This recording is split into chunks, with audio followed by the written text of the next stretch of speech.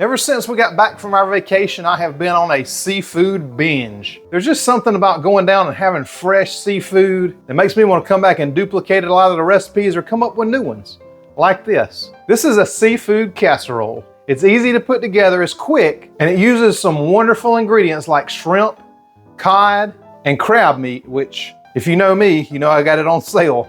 Crab meat's expensive, but you gotta look for the deals. You can also use other things if you don't like that. If you got scallops near you, or basically any kind of seafood will work in this. So let's go down to the coast and make up a nice seafood casserole right after this.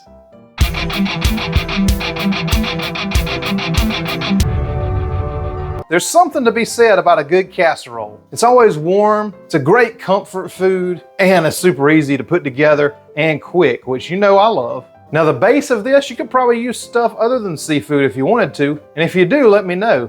But for now, let's head to the kitchen and I'll show you how I put together my version of a seafood casserole. The first thing we're gonna need to do is preheat the oven to 400 degrees to put together this seafood casserole. And here's what you're gonna need to put it together. You're gonna need some shrimp.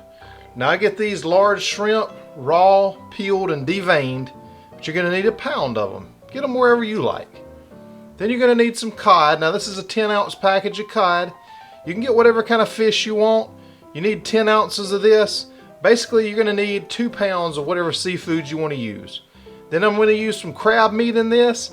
I only get this when it's on sale. It was on sale, so we're gonna eat it. The next thing you're gonna need is 2 packages of this frozen cauliflower rice. Now you'll notice I got this at Publix. Everything was on sale there. That's the only reason I go. The next thing you're gonna need for this seafood casserole is 2 leeks. These things are delicious. They have kind of a garlicky, oniony flavor, and you only use the ends. You don't wanna use all the greenery up at the top. You can decorate with that or whatever. You're also gonna need some celery. I'm gonna use 2 stalks of celery to put in this seafood casserole. You're gonna need half a lemon, and I just use this at the end to finish it. You can use more if you like. And then I'm gonna use some heavy whipping cream. You're gonna need a cup of it to go in the delicious sauce. You're gonna need some butter, either Kerrygold or the grass-fed from Aldi. You're gonna need 4 tablespoons of it throughout this dish. You're gonna need some Parmesan cheese, half a block, or 4, maybe 5 ounces. You're gonna need yourself a 1/4 cup of some good old almond flour. You need a teaspoon of xanthan gum, and you'll see why when we serve up this casserole. You're gonna need a teaspoon or 2 of Redmond's Real Salt or Pink Himalayan. You don't need a lot in this dish because the seafood and this Old Bay that you're gonna use 2 to 3 teaspoons of has some salt in it. And so you're not going to need to use a whole lot of salt. Just make sure you use this Old Bay because it makes it delicious. Then you're going to need a 1/4 teaspoon of nutmeg, just for a little extra touch of goodness in there. And then the next thing you're going to need are some bay leaves. You're going to need 2 bay leaves to flavor the sauce. You're also going to need a 1/2 teaspoon of cayenne. Now this is optional, but I think it gives it a really good flavor. And you're going to need 2 teaspoons of paprika. You could use smoked paprika as well. I just happen to have a lot of this that I need to use up, so I use the regular. And you're going to need some parsley flakes. This is optional as well, but I just use it to make it look pretty. So however much you need to sprinkle the top of this casserole when it's done. And some black pepper. Black pepper, same thing, just kind of to taste, whatever you like. And we're going to need either some bone broth concentrate like this or bone broth in the carton, whichever way you want to do it. This is the cheapest way, so this is what I like. And I just add that bone broth concentrate to some water like that, and I'll go ahead and put it right into a pot and start heating that up. We're going to bring this up to a boil. And you need 2 cups of the broth in all.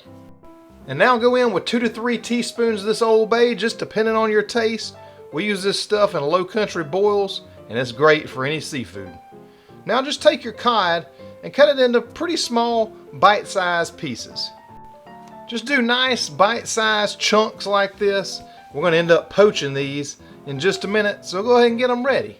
But the first thing, as soon as that liquid comes up to a boil, we're going to go ahead and drop in these shrimp. Now you just want to cook these because we're going to be baking them in the oven a little bit later, and if you overcook shrimp, It's like chewing on a flip-flop. Actually, it'd probably be better to chew on a flip-flop because then you didn't waste all that money. Just wait till they're just a little bit pink like that and go ahead and take them out and put them on a plate. And we're going to set those aside for a little bit later. Leave that liquid in there because next we're going to go right in with the cod pieces. Now you're going to want to cook this anywhere from 2 to 4 minutes, just depending on how big you made your pieces, and just cook them until they change color a little bit on the outside and they start to whiten up just a little bit. We'll take them right out of there and just put them in with the shrimp just to chill for a little bit, you know, while we put everything else together. And look at this, man. I mean, I could just eat this right out of here, but I got to restrain myself. You know, we got a whole casserole to make and everything. Turn this liquid up to a boil. We want to boil it down until it's reduced by about half just to concentrate those flavors. Meanwhile, I'll go ahead and cut up the leeks. And so I'm just going to cut them right along the grain like that and just make tiny little slices of it. This is just giving us a different texture than what the rest of the casserole is going to be. Just makes it a little more interesting. So just cut your leeks until you have a whole pile of these. So this is what they should look like when they're done. And now we can move along to cutting up the celery. And you know I normally will use my chopper, but we'd been cooking so much stuff that thing was dirty. So I had to do it old school like this, and my knife skills are not that good. All my knives were dirty too, so hey, I had to use a steak knife to cut these pieces up, but hey, it worked fine. It got the job done. Now that the leeks and celery are chopped, we can go back to the stove because that should have boiled down by half. And I'm just going to take it right out of the pot and put it in. I'm using a coffee mug. You can use whatever you got to put it in. Just make sure you save that liquid for later. Now you can do this step right in that pot if you want to, but I've got my big hex-clad pan because we're going to be cooking down cauliflower rice. And what I like to do is kind of cook it down till about all the liquid's out of it, and that helps it kind of get rid of that cauliflowery taste a little bit. So I'm just adding a couple tablespoons of butter into here. We'll get the whole pan coated pretty good. These hex clads work really good to not stick, but you gotta have the butter in there for the taste anyway, so why not? I've got that pan on a nice medium heat, so I'll just go ahead and dump in the leeks and the celery as soon as it gets pretty hot. And we'll just start working those down a little bit until they soften up. You can see the texture difference in there like that. So you got those little sticks of leeks, that dice of celery. Oh man, it's looking good already. And now once that's cooked down a little bit like that, I'm just going to go ahead and add in some salt to taste. Now remember, you got the seafood in there, you got the Old Bay in there, so it's going to be pretty salty. Don't add a whole lot, but you just want to wilt it down and then put in that cauliflower rice. Give it a good stir. You're going to use both bags of it, so you're going to have plenty of cauliflower rice to go in this seafood casserole. And just cook it down, work it around a little bit until all the liquid's dissolved. It's going to release some water in just a minute because it's still frozen. And then once it does, and it's getting pretty dry, we'll go ahead and take it out. Now we'll just take that pot and put some butter in there. And I know the recipe said 4 tablespoons total, but I mean, I might use a little more. If you like casseroles and comfort food, make sure you subscribe to my channel. Hit the subscribe button down there and the bell beside it. Anytime I do a new video, you'll know about it. Now I've got this on a medium heat, and there's those little bits in there. You're gonna make sure you scrape those up too. Unless you burn something, then don't do it because it'll be nasty. But all those little bits just give it some flavor. Melt that butter down, then we're gonna add in the xanthan gum. So we're basically making a roux without the flour, but we're gonna use the xanthan gum in there to make a roux to thicken this up just like you would in some traditional Louisiana cooking, or you know, our down south stuff. So just keep stirring that up until it gets as proper as you want. Scrape all those bits off, and then we're going to go back in with that liquid that we saved from before, and this is going to be the base flavors for the sauce for this seafood casserole. So just stir it up real good, give it a little treatment of some whiskey business, and make sure you keep cooking it down till it starts thickening up just a little bit. And once you cook it down, this is how it should start to look like that. See how it's thickened up real good? That means it's time to go in with the cream. And if you spill a little bit on your whisk like that, hey, it's all good. Chances are, if you're not trying to work a camera and pour stuff into a pot at the same time, you're not going to have that same issue. But hey, just take it off there, lick it if it happens, and hey, do better next time. But just whisk all that cream in. Turn the temperature up a little bit if you need to. You really want it to come to a simmer. It needs to be about 125 degrees or better for that xanthan gum to get fully incorporated and thicken it up even more. While that's happening, I'll just take a casserole dish and start layering in the rest of the seafood casserole. So we'll do a full layer of that cauliflower blend.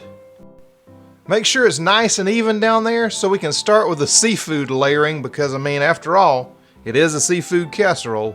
So I'm just going to take the crab meat first, and this is a 16-ounce container of crab meats. That's why it doesn't look like I'm using a whole lot, but you're just going to put 4 ounces on there. So if you get a 16-ounce one, put about a quarter of it on there first. And just break that crab meat up into whatever size pieces you want, or like I said, you don't have to use the crab meat at all. Use whatever kind of seafood you like. I mean, you could use lobster if you're fancy like that. Then I'm going to take half the cod and layer that on there too, right on top of that crab meat. And you might get a stray shrimp or two in there if you put it all together like I do, and that's all right because half that shrimp's going on next, so no worries. Now that the first layer is done, it's time to go on to layer number 2. So just dump the rest of that cauliflower rice mixture on top of there, get it nice and flat, and then we'll start layering on some seafood. So now you can see where this is going, right? We're just going to layer on the rest of the seafood, but we're not done yet. Once we get done with that, we got a couple more steps. And the last step is what makes all the difference. So the next thing we have to do is season up our sauce.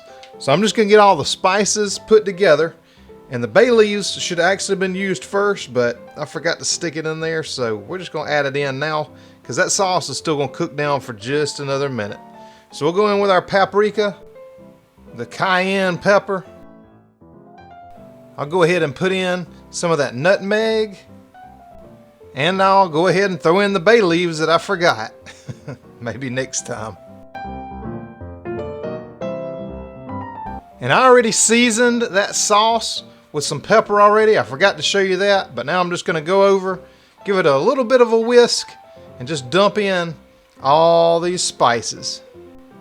Make sure you stir it until all that's fully incorporated, because this is going to be the deliciousness of this casserole. Man, I cannot wait.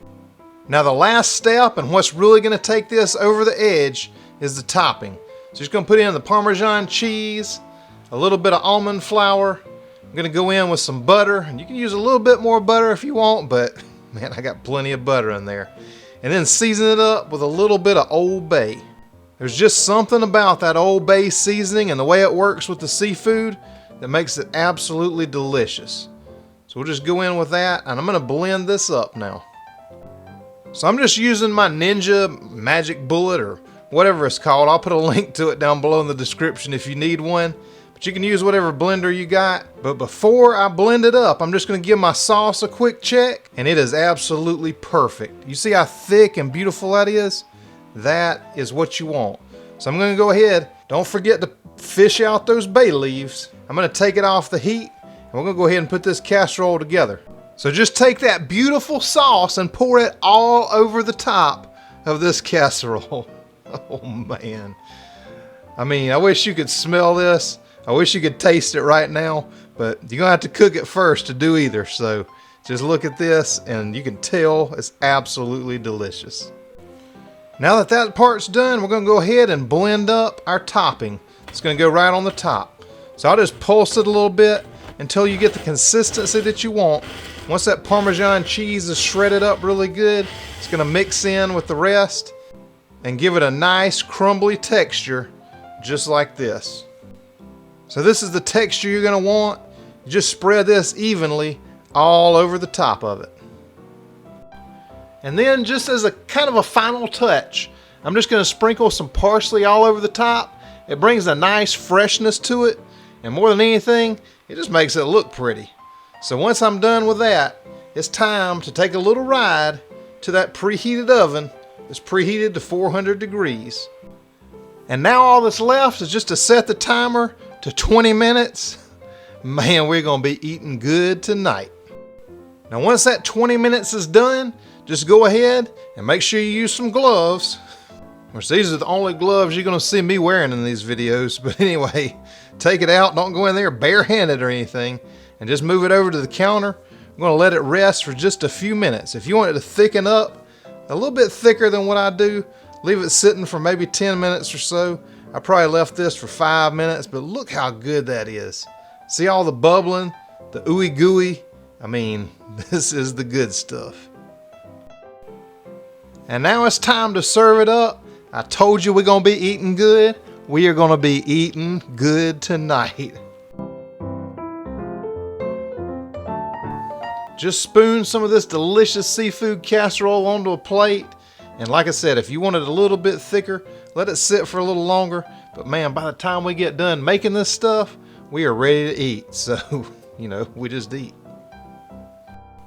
And there you go. There's your plate. And then I'll just take the rest that's in that casserole dish. That's probably enough for me. The way I like to finish it though, is just a little squeeze of lemon on top. You could have added that in earlier, but I just like to go right over the top with some beautiful lemon. So I hope you go out and catch some of your own seafood fresh today, or just go to the store and get it. It's a lot easier that way. But let me know when you make it and what you think about it. Thanks for sharing my videos with people you think it might help. I always love reading and responding to your comments, and I read and respond to every one. And if you like this video, make sure you give it the thumbs up so that YouTube knows that, and I know to make more stuff like this for you. And listen, thank you so much for watching. I'm gonna see you on the next video.